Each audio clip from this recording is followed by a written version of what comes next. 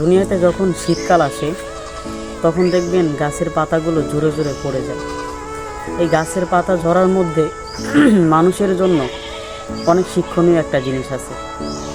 আপনি দেখবেন যখন শীতকাল আসে তখন গাছের পাতা ঝরে যাওয়ার পর গাছটাকে খুব অসহায় দেখা যায়, কিন্তু আল্লাহ তাআলা গাছের জন্য কত সুন্দর পরিকল্পনা করে রেখেছে। যখন নাকি শীতকাল শেষ হয়ে যায় আবার গাছের মধ্যে সেই সুন্দর করে পাতাগুলো আবার জন্মায়।